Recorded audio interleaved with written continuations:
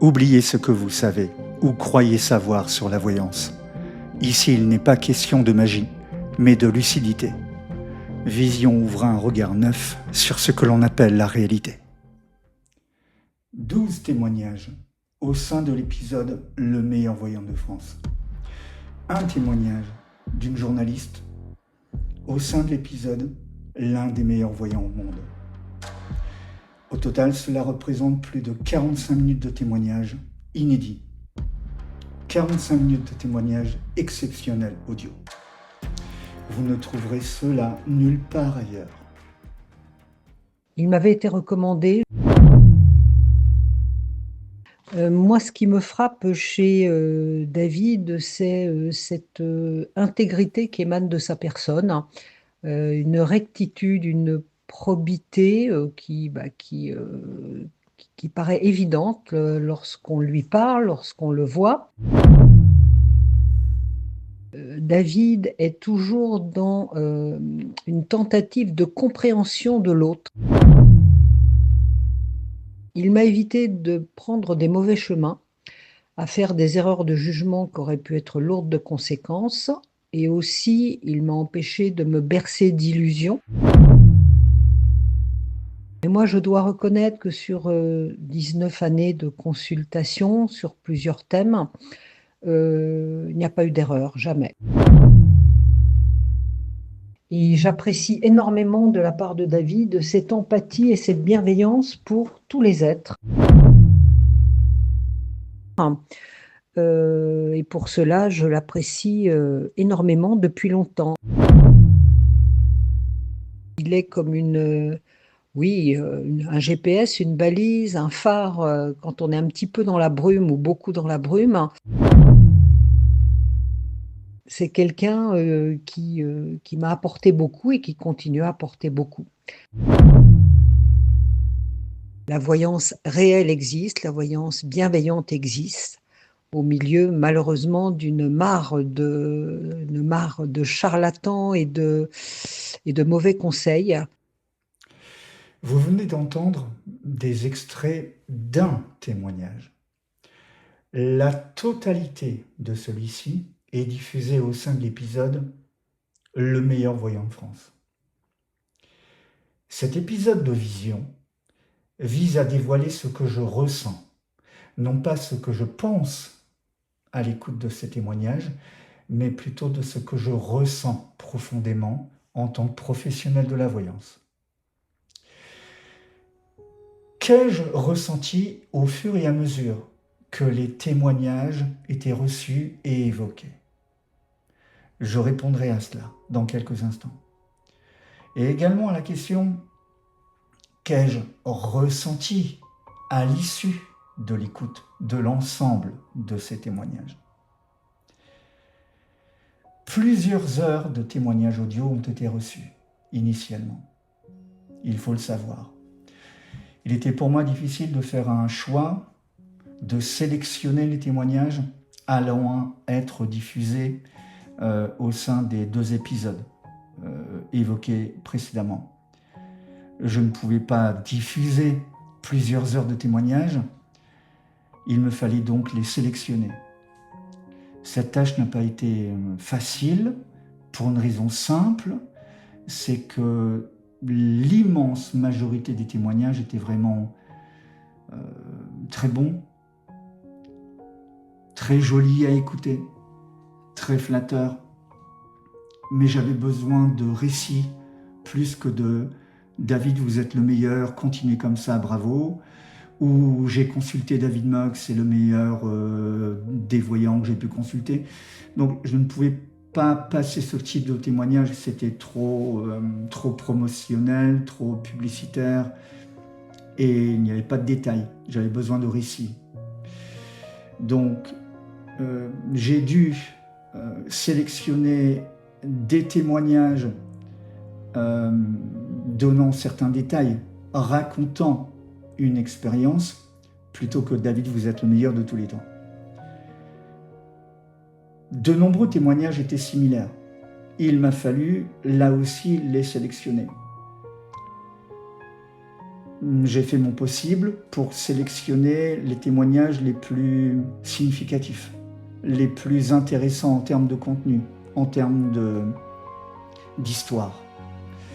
Cela n'a pas été facile, mais c'est ce que j'ai fait lors des 2 épisodes précédents.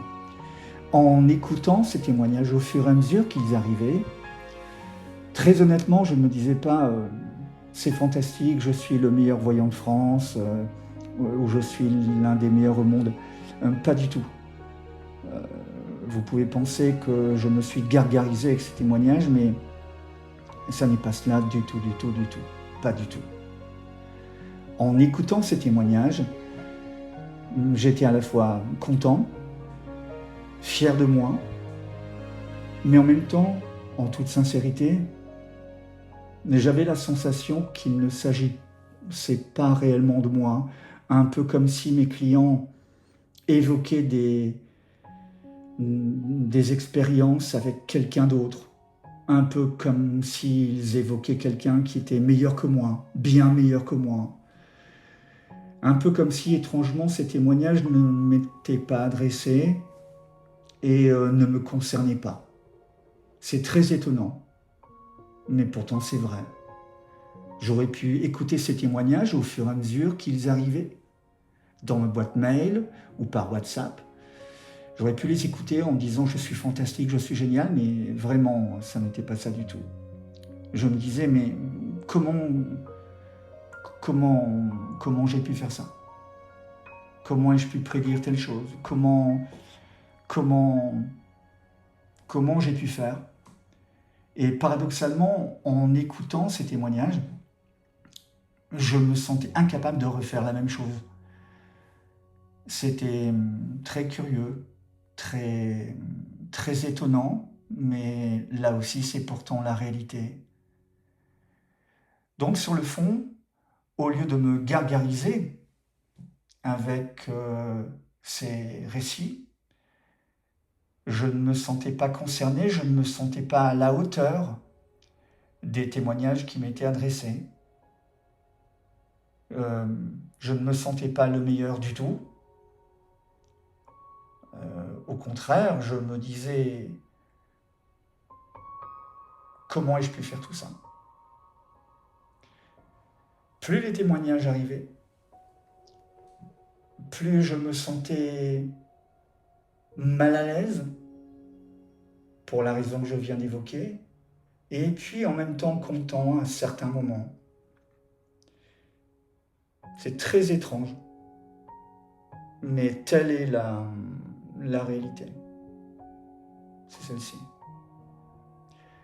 À l'issue de l'écoute de l'ensemble des témoignages, la conclusion était la suivante. Ce que je ressentais à l'issue de l'ensemble des témoignages, à l'issue de l'écoute de la totalité des témoignages, ce que je ressentais était assez curieux. J'étais content, mais de la même manière que j'avais le sentiment de ne pas être concerné au fur et à mesure que j'écoutais les témoignages les uns à l'issue des autres, à l'issue de l'ensemble de l'écoute, je ne me sentais pas réellement concerné. La seule chose que j'entendais, c'était la satisfaction de mes clients. La satisfaction de mes clients,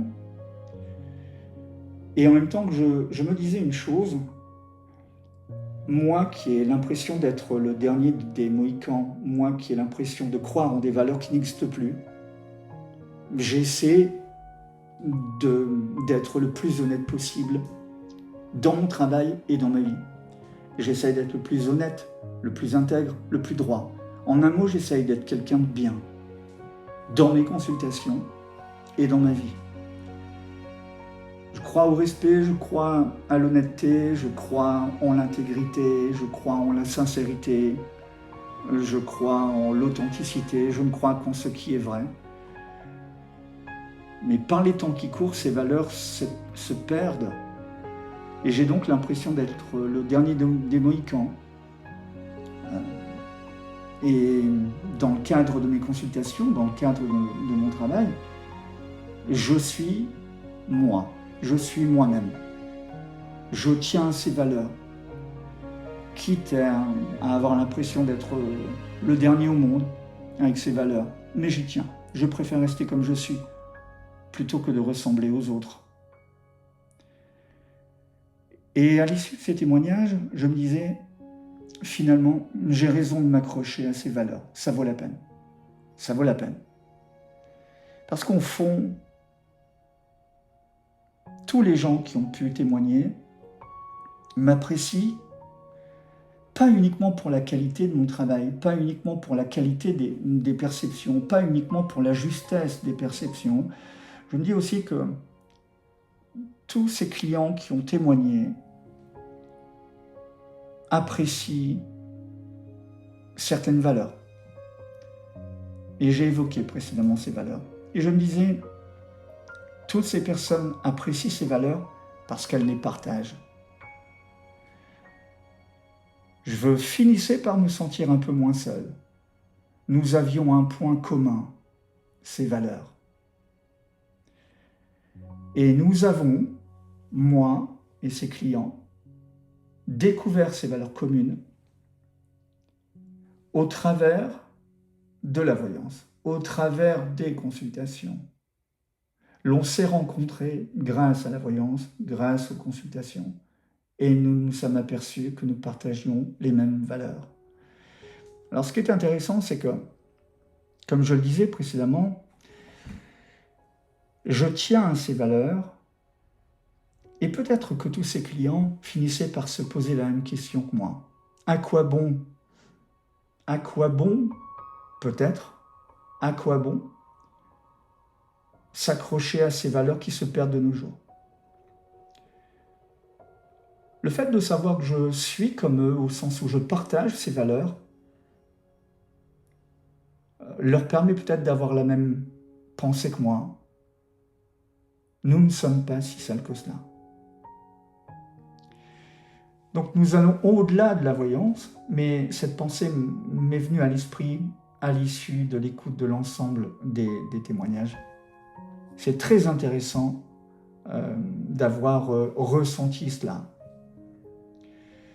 Donc, cette notion de valeur commune est intéressante. Et personnellement, je me suis dit, ça vaut la peine de vouloir garder ces valeurs. C'est ce que j'ai ressenti. C'est ce que j'ai profondément ressenti. Continuer à honorer ces valeurs auxquelles je crois. C'est le premier point.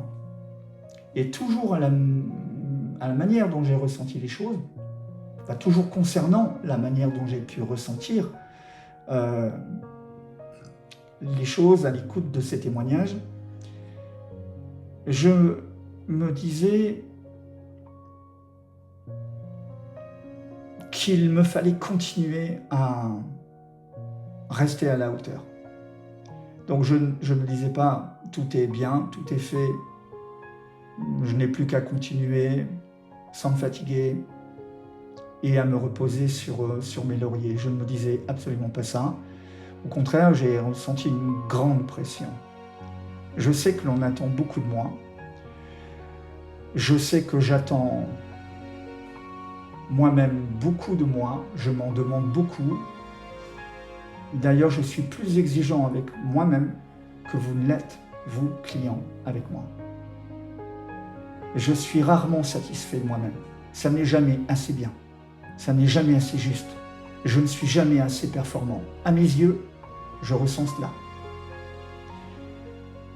Donc, à l'issue de l'écoute de ces témoignages, je me disais, sacrée pression. Comment continuer à être aussi performant? D'autant que, comme je le disais il y a quelques instants, j'ai l'impression qu'il ne s'agit pas de moi lorsqu'on témoigne de mon travail. J'ai l'impression de ne pas pouvoir le faire. Et apparemment, je l'ai fait. Mais j'ai l'impression de ne pas pouvoir recommencer, de ne pas pouvoir continuer. Et pourtant, je dois rester à la hauteur. Pas uniquement par rapport à vous qui me consultez, mais aussi par rapport à moi-même. Ma crainte est de décevoir, mais pas uniquement vous, mais aussi moi-même. Je ne veux pas me décevoir, je veux continuer à faire du bon travail, je ne suis pas parfait, je ne suis pas infaillible, je m'accroche aux valeurs que j'ai évoquées il y a quelques instants, et je fais tout pour obtenir la meilleure qualité de consultation possible. Voilà ce que je dois faire. Je dis bien, voilà ce que je dois faire, pas ce que je pense faire, ni ce que je pense pouvoir faire, mais plutôt ce que je dois faire. C'est un impératif. Il est très important que vous ressentiez cela, enfin que vous compreniez cela. Ce que j'ai ressenti au fur et à mesure des témoignages, j'en ai parlé. Ce que j'ai ressenti à l'issue de l'écoute de ces témoignages, j'en ai parlé. Un jour, quelqu'un m'a dit, « David, ne suppose pas être le meilleur. Ne suppose pas être le meilleur. Prouve-le. » Qu'en pensez-vous ? Si vous avez aimé cet épisode de podcast, n'hésitez pas à liker. Donc, vous cliquez sur « J'aime », c'est très important. Et n'oubliez pas de vous abonner, à moins que ce soit déjà fait. Je vous dis à très bientôt.